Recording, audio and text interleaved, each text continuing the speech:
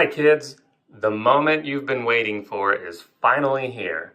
This is the first installment of Yummy Math with Valdez. We're going to talk about 45, 45, 90 triangle. First thing we need to establish is where the 45, 45, 90 triangle comes from. It comes from a square. So you'll see here at the top of my page, I have a quadrilateral ABCD. Now, if this is a square, then I know that it has all angles that measures 90 degrees, all sides congruent, and diagonal, so bisect the corner angles, making these corners 45 degrees. As you can see, this is an isosceles right triangle because it has two sides that are congruent and a right angle.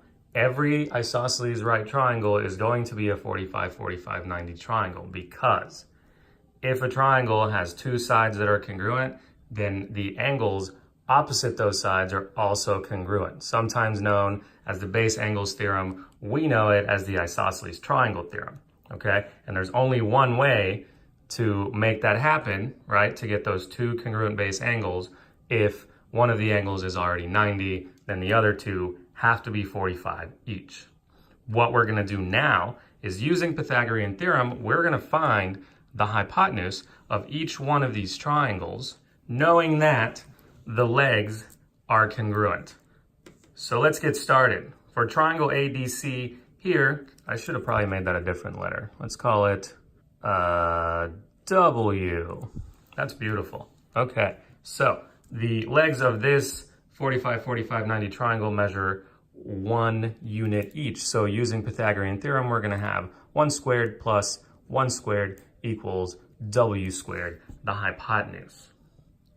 Here's a mistake that my students love to make. They like to tell me that 1 squared is equal to 2. Well, bad news, it is not. 1 squared is 1 because 1 times 1 is 1. So we're gonna have 1 plus 1 is equal to W squared.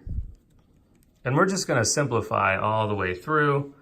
Here, we take the square root of both sides and we end up with a hypotenuse that measures the square root of 2. The first of our isosceles right triangles has legs that measure 1 unit and a hypotenuse that measures root 2 units. So let's move on to this one with leg lengths that are 3 units. And we're gonna go through the same process using Pythagorean theorem. We'll have 3 squared plus 3 squared equals W squared. Okay, we have 9 plus 9 equals W squared. That's 18 equals W squared. So when we take the square root of both sides, this is what we end up with. The square root of 18. So we know that the largest perfect square that divides evenly into 18 is 9. So the square root of 18 is the same as the square root of 9 times the square root of 2. So that's equal to W. Simplifying further, we know the square root of 9 is 3.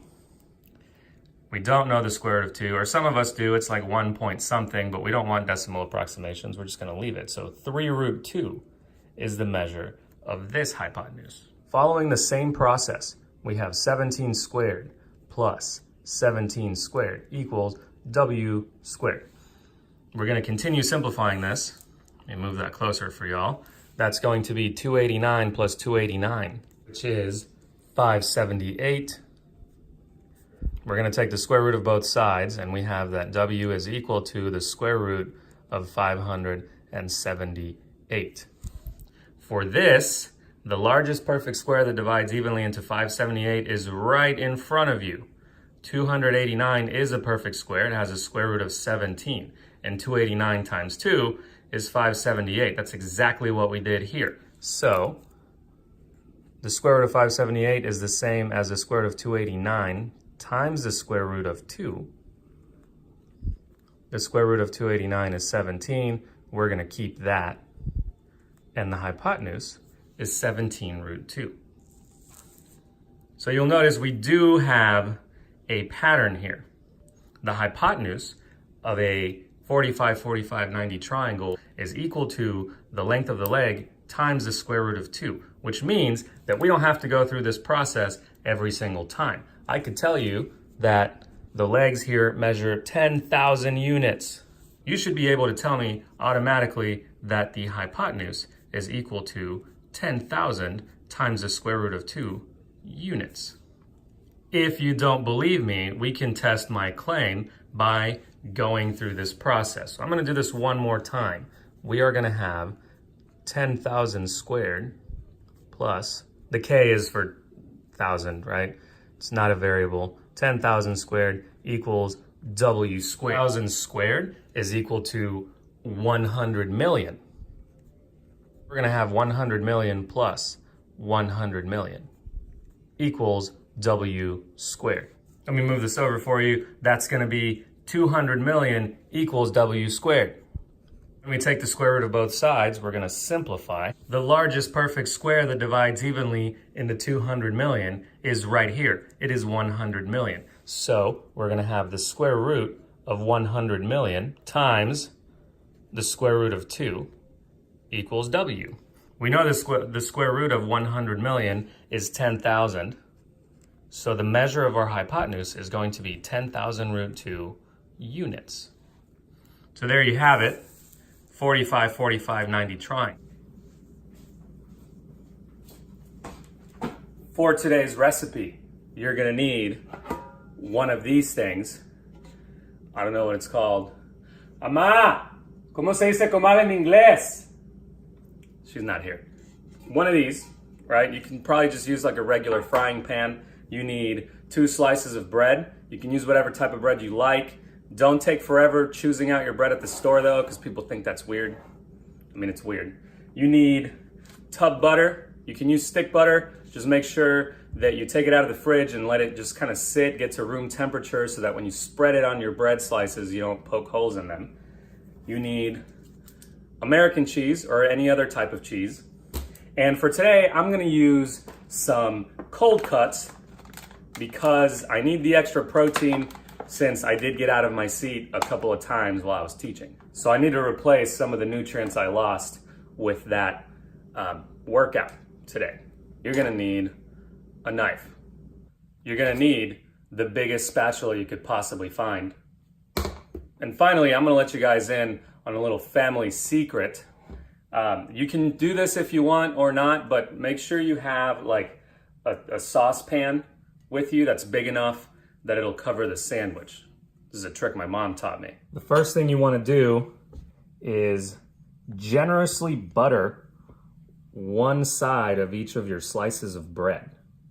Like I said earlier, if you're using stick butter, make sure that you set it out for a few minutes and let it get to room temperature, right? Because look at this. This is spreading real nice and I'm not poking any holes in my bread. All right, so now that your bread is buttered and your pan is hot, I use medium heat for mine. We're gonna set one of the slices of bread butter side down. You'll start to hear a little hiss. Then you wanna take your American cheese. You can do 1 slice, 2 slices, however many you want, and set it on the bread. And then you wanna cover your sandwich. You're gonna let this sit there for a few minutes until the underside of your sandwich is a golden brown. Since you can't see the under part of your sandwich that's touching the pan, what you can do to make sure that the other side is golden brown, usually once the heat makes it through the layers of the sandwich, you'll start to see the butter melt on this side. You see that part right there where it's a little bit like different color than this? That's when you know you can take your gigantic spatula as big as your face and flip your grilled cheese sandwich. Look at that. Nice golden brown color. At some point, it could be right now or it could be a little bit later, you're going to take your spatula and press down on the sandwich. And finally, you're gonna wanna take this thing and cover your sandwich upside down. Now what that's gonna do is it's gonna let the heat hang out in there and it's gonna make your cheese extra melty. Family secret, don't tell anyone. So after a few minutes, you're gonna wanna check, so you're gonna pull this off. Be careful, because it's hot. And there, look at that melty cheese. So now we know our grilled cheese is ready to go. We're gonna take it off the pan and enjoy. Notice This is a square-shaped sandwich. And based on what we talked about earlier, if I cut this square sandwich along the diagonal, corner to corner, right, bisecting those corner angles, I'm gonna end up with a 45-45-90 grilled cheese sandwich. If I know, based on what we talked about earlier, that the sides of my 45-45-90 sandwich measure 4, the legs rather, then I can do Pythagorean theorem to find what the hypotenuse is of the sandwich. Or I can use the pattern we talked about earlier to simply say that the diagonal is going to measure 4 root 2. So to find the hypotenuse of the 45-45-90 sandwich, we're taking the measure of the leg and multiplying it times root 2. And that's really how I want you to think about this, is multiplication. Multiplying the length of the leg times the square root of 2.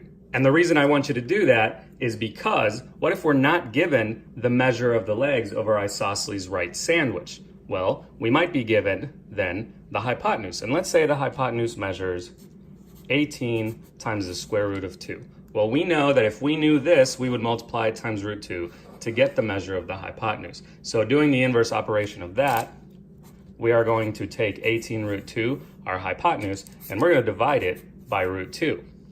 You'll notice the root 2's are going to cancel out, or root 2 divided by root 2 is just 1, so the legs are each going to measure 18. Following that same line of reasoning, what if the length of the leg is not a nice round number like we've had all along? In this case, it's 3 root 6. Well, since we know this is an isosceles right sandwich, we can say that the other leg measures 3 root 6. And to find the hypotenuse, we're going to do the same thing. We're going to take the leg, 3 root 6, and multiply it times root 2.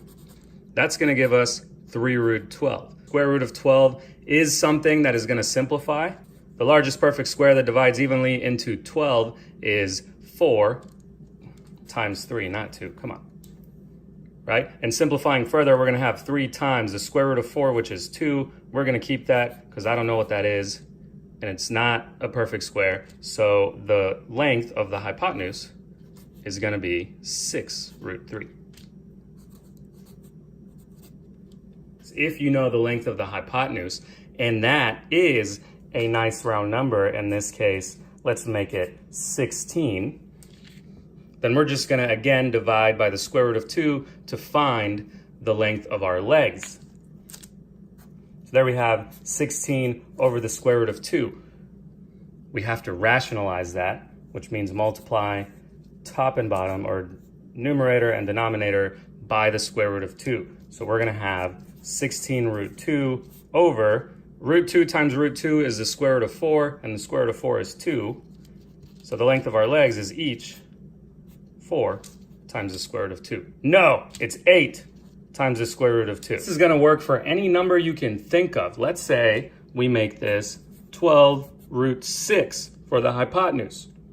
We're going to do the same thing. We're going to divide 12 root 6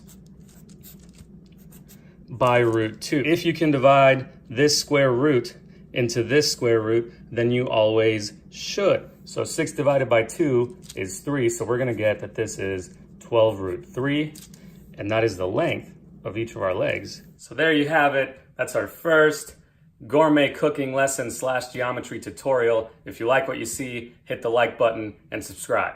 See you next week. Yummy!